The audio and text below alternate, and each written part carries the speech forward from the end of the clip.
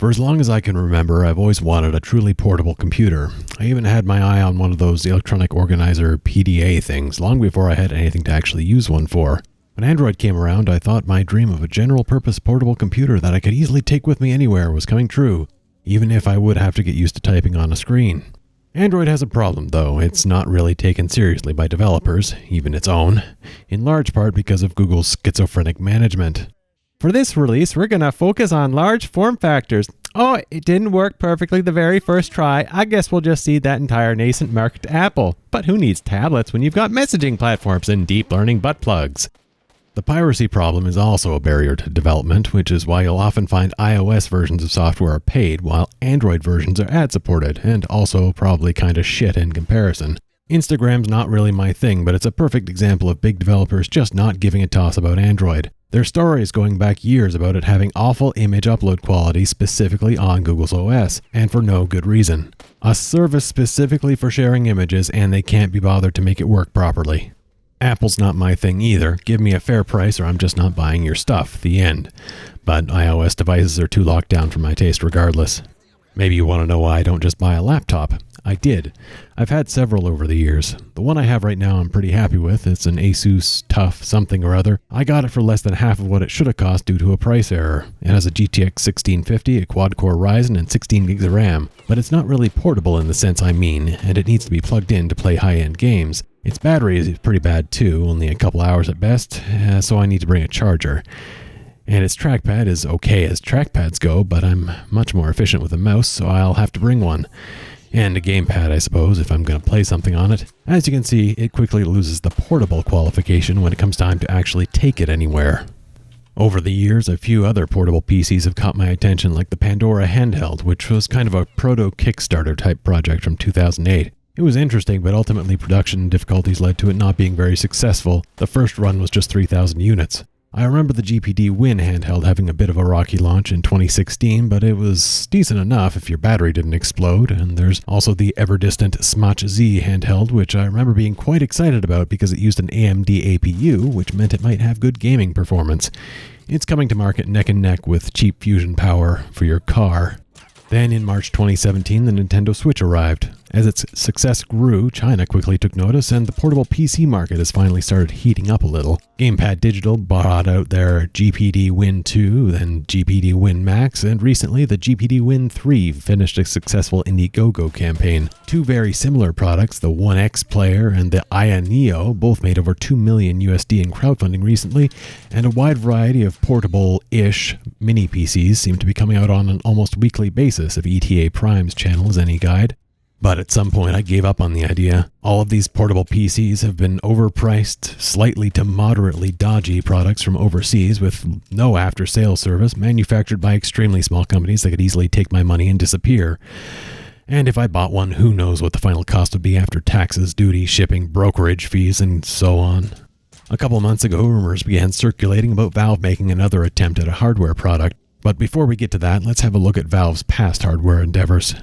Their first project in that direction was a collaboration with PC OEMs to sell compact console killer PCs in 2015, known as Steam machines or Steam boxes.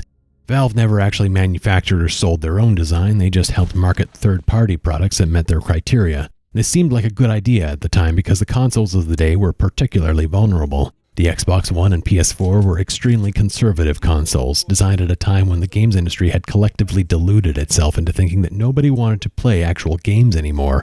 Everyone just wanted to play on phones. This really happened. As a result, Microsoft and Sony went with the lowest bidder for their hardware, AMD, a company which was at the weakest point of their entire history, both financially and technologically. The best they could offer were repurposed ultra-low power CPU cores, originally designed for netbooks, paired with a severely underpowered and obsolete GPU cluster. But it would be cheap. Unfortunately, the Steambox scheme never really took off. OEMs just couldn't get the price-to-performance ratio right, and the consoles had begun growing a compelling game library. There just didn't seem to be enough consumer demand for the idea. Next was Steam Link, a tiny ARM-powered in-home game streaming box. It became a modest success, but the generally slow Wi-Fi speeds of the time limited what was possible. Steam Link was wholly reliant on your home network quality. When it worked really well, with only 1 to 3 frames of total lag. As an alternative to running expensive long-ass HDMI and USB cables through your house or building a whole second gaming PC, it wasn't a bad deal for $50. For people stuck on 2.4 GHz Wi-Fi or in a congested location like an apartment building, it was totally worthless without a direct wired Ethernet connection, and at that point you might as well just go the USB and HDMI cables route to get a totally uncompromised experience. It ended its life a few years later with a $5 fire sale, but I think Valve was probably okay with this because it helped prove the concept and started building an ecosystem. More recently, Steam in-home streaming was made into a smartphone app, and many recent smart TVs have an app available as well. Their next project, actually concurrent with Steam Link, was the Steam Controller, an attempt to bridge the gap between mouse input and gamepad input at a time when many PC games didn't have very good gamepad support. Consoles are for playing on a couch with a gamepad, and PCs are for your desk with a keyboard and mouse. That's the way it's always been.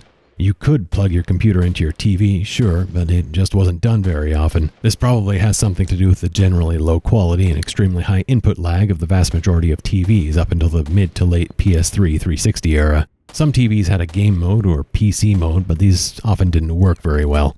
Besides, most homes only have one PC at most. Are you going to put it in your office or in your home theater? Behind the scenes, Valve had been quietly working on VR hardware for quite some time in collaboration with Oculus. Facebook bought Oculus in 2014, and this made Valve fearful of being shut out of a new aspect of the PC market they'd almost single-handedly brought back from the dead a decade earlier via Steam.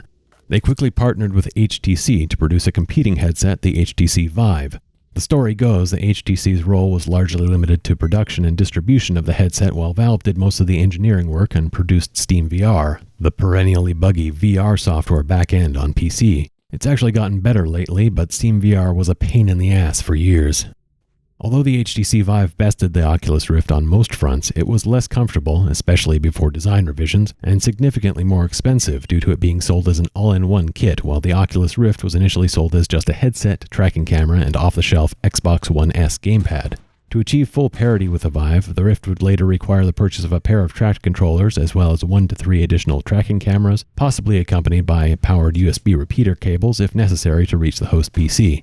USB is best for either low latency with minimal data traffic, such as for a mouse or keyboard, or high latency bulk traffic, like for an external hard drive. Attempting to input multiple camera streams with sufficiently low latency for VR tracking would overwhelm many motherboards, requiring users to also purchase a PCI Express USB 3 add-in card to handle the additional bandwidth demands from the Rift's cameras. By comparison, the HTC Vive required only a single USB connection, and the Lighthouse base stations used for tracking only needed to be plugged into an AC wall outlet for power. To be fair to Oculus, however, when they finally released their tracked Oculus Touch controllers over 7 months after their headset, they were much more comfortable and functional than Vive's awkward wand controllers, which were especially noted to be difficult to use for people with smaller hands.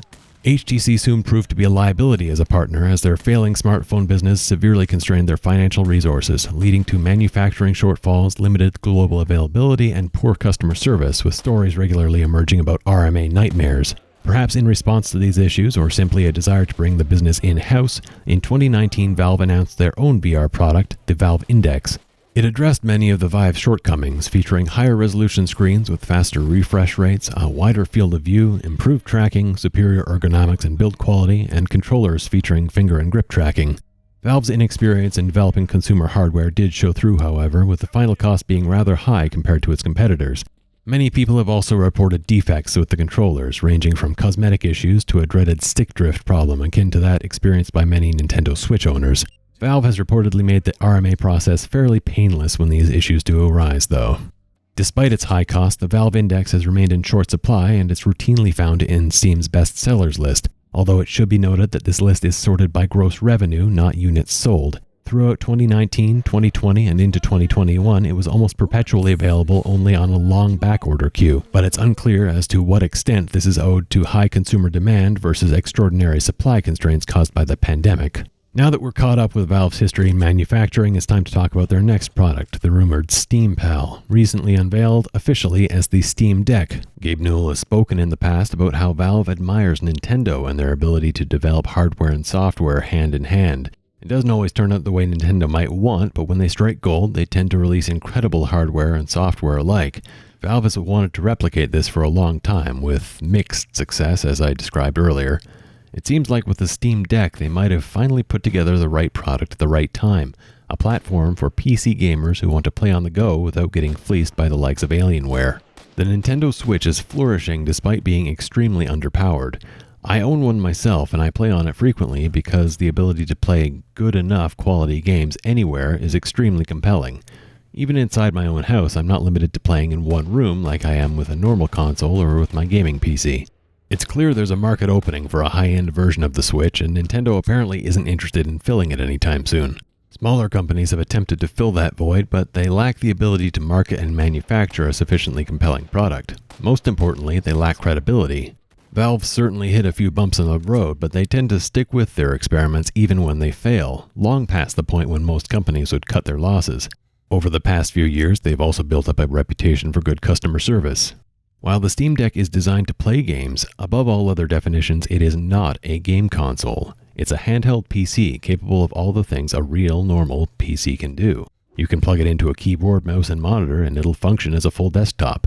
It comes pre-installed with the gaming-focused SteamOS 3.0, but because it's a PC, if you don't like SteamOS, you can install something else on it. Windows, Ubuntu, even Android should be possible with a little work. Nothing will prevent you from doing anything you want with it. There's no bootloader to unlock, no jail to break out of, no security to defeat, no cat and mouse game of finding a new security hole with every new OS revision so you can run your homebrew, and no hardware revisions to block exploits. The Steam Deck is a PC, and not only that, it's a PC powerful enough to play basically anything if you don't mind turning settings down a little and settling for 30 FPS in the most recent demanding games. It features a Zen 2-based CPU with 4 cores, 8 threads operating up to 3.5 GHz. Realistically, it won't be able to maintain this performance level for very long. It'll likely operate in the 2 to 3 GHz range during normal workloads. Zen 2 is the same architecture as the next generation consoles use, but on PC, Zen 3 is already out. That's the architecture that made a big splash recently, largely dethroning Intel. Zen 2 is still a good architecture, but it's not the very best, so I can't help but be a little bit disappointed. The GPU architecture is likewise based on RDNA 2, the same architecture found in the next generation consoles, but this time it actually is AMD's very best graphics architecture, which competes evenly with Nvidia's best graphics architecture with the exception of AI upscaling and ray tracing. My dream handheld would use an Nvidia GPU for the sake of their impressive DLSS upscaling tech, but that's just not in the cards this time. Steam Deck's GPU should theoretically be capable of ray tracing, but in this performance category it'll run like absolute dog shit, so ignore that. It also has 16GB of cutting-edge LPDDR5 RAM, and you have the choice of various storage configurations to hold more or less games depending on your budget. I'll come back to that later. Earlier I said Steam Deck would run basically anything, and I meant it.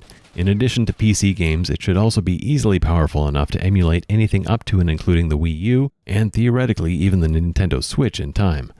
Since it will work with Game Pass via Windows if you so choose, everything on the Xbox Series consoles should be possible to run as well. That leaves just the handful of PlayStation 4 and 5 exclusive games. Oh, and it probably won't be too hot for VR either, but apparently there's nothing stopping you from trying, besides good sense. Broken dumpster fire ports like Nier Automata or excessively demanding games like Cyberpunk 2077 will probably be a bad experience if they work at all. In terms of raw performance, its CPU is tremendously more powerful than that of the PS4 or Xbox One, and its GPU capability is probably about on par as well. What may prove to be a problem is that the RAM Valve has chosen, while very fast and modern, isn't nearly as fast as that of the PS4. By my math, the LPDDR5 RAM in the Steam Deck should offer roughly half the peak bandwidth of the PS4's GDDR5. I'm not a hardware engineer though, that's just my estimate if I'm understanding the numbers I'm looking at. Cutting the RAM bandwidth in half sounds like a big problem, but AMD's made a point of advertising that their RDNA 2 GPU architecture can perform very well despite limited memory bandwidth. This is the case for their newest desktop GPUs like the RX 6900 XT, which competes evenly with Nvidia's best GPUs despite being equipped with much slower memory. It's not clear though to what extent, if any, this architectural advantage will carry over to mobile RDNA 2 based chips though. Keep in mind that the Steam Deck will also be operating at just under half the resolution the PS4 typically targeted, 800p versus 1080p. The main limiting factor in PS4 and Xbox One performance was actually the CPU in a lot of cases. For example, Destiny 2 remained limited to 30 FPS even on the Xbox One X, despite its GPU being a huge upgrade over the Xbox One S, because its CPU was such a crock of shit. I've said a lot of positive things about the Steam Deck, so what are the negatives? Well, I mentioned it earlier, but you'll need to have realistic expectations. With its 15-watt power envelope, some games will likely run at 30 FPS at best with medium to low settings, while the very latest games may not be playable at all. Windows 11 will be introducing some important new features for gaming, and Steam Deck may not be compatible. It's too early to say. I want to hope Valve's battery life estimate is conservative, but they only quote 2 to 8 hours depending on the game, which obviously isn't ideal. Installing Windows will likely shorten battery life further, though you should be able to dual boot and only run Windows specifically when you need it. SteamOS is Linux-based. That's a con on its own for most people. I've tried to use various flavors of Linux on multiple occasions over the past few years, and I've hated it every time. If something goes just a little bit wrong, you might end up needing to spend an afternoon searching intensely unhelpful forum posts for solutions to your problem. How do you feel about command prompts? Linux users seem to absolutely love them, because anything outside of the most elementary function you might want to perform on a Linux computer requires memorizing a list of god-awful arcane bullshit as long as your arm. And if you politely suggest this isn't the most ideal state of affairs, they'll bite your head off. Modding games will likely be more complicated in SteamOS, and in some cases may not be possible at all. The GPU is AMD based, and AMD users are almost universally treated as second-class citizens, including by AMD itself. Their drivers have earned a reputation for being a buggy mess. Emulators often work better with an NVIDIA GPU than an AMD GPU. Games frequently have graphical bugs on AMD GPUs that aren't present on NVIDIA GPUs because they're not tested as thoroughly. The Nintendo Switch weighs about 420 grams including Joy-Cons. The Wii U gamepad weighs about 490 grams. I'm not a weakling, but after a while holding my Wii U gamepad did get tiring, certainly when holding it in one hand. Valve estimates the Steam Deck will weigh about 670 grams. That's still not a huge amount of weight, but your arms will get tired holding it sooner than you would a Switch. It's also 0.6 inches taller and 2.3 inches wider than a Nintendo Switch, so you definitely won't be putting it in a pocket. Valve says they're going to put out an official dock for the Steam Deck, and it wouldn't shock me if they overcharged for it. It'll also be compatible with generic docks, so that won't be the end of the world if it happens. The internal storage is almost certainly soldered onto the motherboard and can't be replaced or upgraded. The battery likely isn't replaceable, so once it wears out, your portable system will transform into a tiny anemic desktop that you can't take with you. Finally, my biggest concern is one I learned from playing lazy ports on my Switch. Most modern games are designed with a 20-inch or larger screen in mind, likely of 1080p resolution or higher. When you take a game like that and shrink it down to a small screen of low resolution, reading text can be extremely difficult. I have pretty good eyes, but there's games I bought on my Switch that I just gave up on, and those are games released with Nintendo's oversight. Valve has a famously hands-off approach. They aren't going to force developers to make games display properly on tiny form factors. This could seriously ruin the experience of playing a lot of games. After racking my brain, those are the negatives I've come up with. If you're still interested, next you'll have to choose which model to buy. Each of them will perform identically aside from modest load time differences due to faster storage. The highest end model apparently has better glass that's less reflective somehow. I'm not super concerned about that, to be honest, so the only differentiating factor in my eyes is the internal storage capacity. All models can be expanded with a microSD card. Running an entire operating system from a microSD card is inadvisable because it will be frequently written to and will wear out prematurely, taking all your data with it. But since the microSD card will only hold game data files and games generally store their save data to a PC's main drive, somewhere in the user folder typically, you shouldn't need to worry about it wearing out anytime soon. This means that the only downside of using a microSD card to store your games should be that it may be slow, depending on the card you get. A high-quality microSD card can match or even exceed the performance of a laptop internal hard drive though, so don't worry too much about it. That said, the 64GB model will likely turn into more like 40GB once you factor in the operating system, maybe less. If you replace SteamOS with Windows or dual boot Windows, you'll have even less fast internal storage available. It's very common to see games in the 20 to 50 gigabyte range nowadays, so I would avoid the 64 gigabyte model if your budget permits. It's probably also a safe bet that the 64 gigabyte model is a loss leader that'll be available in limited quantities, at least at first. The 256 gigabyte model seemed like a good choice to me. That's enough to hold several large games or tons of small ones without worrying about running out of space. The 512 gigabyte model doesn't seem worth the added cost in my opinion. If push comes to shove, you can always just transfer games to a microSD card temporarily when you're not playing them to make room for a different game, or just delete them. Steam's download servers are very fast and virtually every game supports cloud saving, so there's no harm in just deleting games you're taking a break from. And just to make sure I'm being clear, you can play games from the microSD card, and in most games you probably wouldn't know the difference. However, if for some reason the high-end model is the only one you can buy, don't feel like you're being ripped off. The GPD Win 3 is much less powerful, but they are or were planning to retail it for over $1,000 US. A PC of this caliber for $650 would be a great deal, even without the current pandemic shortages, so with those taken into account, it's practically a steal. Now, wrapping back around, is this going to be the perfect portable PC for me? Probably not. It's never going to fit in my pocket, and it doesn't have a keyboard. There's a dozen other things I'd want to change about it to make it perfect, but I also expect it to pay far more than the Steam Deck costs. At the price they're charging, and assuming nothing goes terribly wrong like the sticks wear out prematurely, it's far better than anything I expected to be able to afford.